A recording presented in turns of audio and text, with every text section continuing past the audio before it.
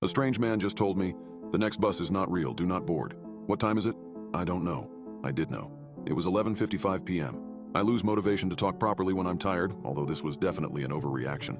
At most, it would have taken an extra second to tell him the time, but I wasn't really thinking.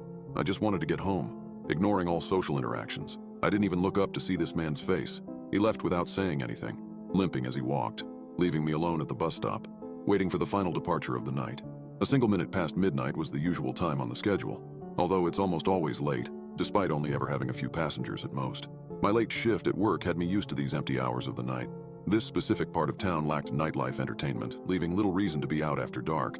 The shops were long closed, waiting for the bustling environment of the next morning. Until then, they remained silent. Some had their lights on all night long, spilling echoes of life into an otherwise inactive street. If the rapture occurred with me at this bus stop, it would take a long while for that news to reach me as I simply continue waiting for an ever later, never arriving bus. These are the kind of thoughts I have as I wait in the dark for the bus. The occasional breaks in these thoughts are often caused by me checking the digital sign above me, displaying an estimated time for all upcoming departures, expecting to see 5 minutes or perhaps a more delayed 10 minutes. I hadn't planned on having to read a whole sentence. So as I finished checking the sign, only then did my mind realize that it had not even seen a number. I had checked the sign but did not comprehend the content. My double take showed me what I had missed. The next bus is not real. Do not board. I stared for a moment before looking around. What I expected to see, I do not know. Perhaps some pranksters giggling at their work, or more sinisterly, a shadowy figure looming over to guide this paranormal event. Nothing. I saw nothing. The same street I had become familiar with had nothing new. It remained empty, with me as its only sign of life. So I waited. It was 11:59 p.m. by this point, so only 2 more minutes remained. On time for what may have been the first time ever, the bus arrived. A single minute past midnight, and here it was, pulling around the corner, approaching the stop.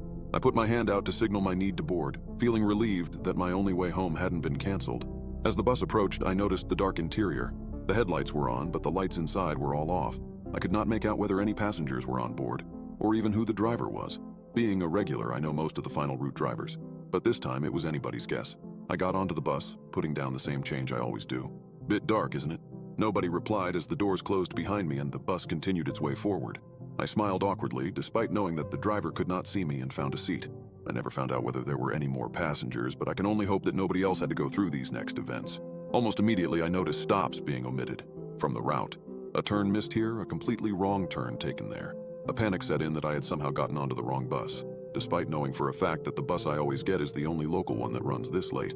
Convincing myself that an unfortunate series of road closures had occurred, I remained calm and waited it out. After 10 minutes of this, we had circled back to the stop I had boarded at. In front of us, I noticed a more normal bus, the bus I was supposed to board.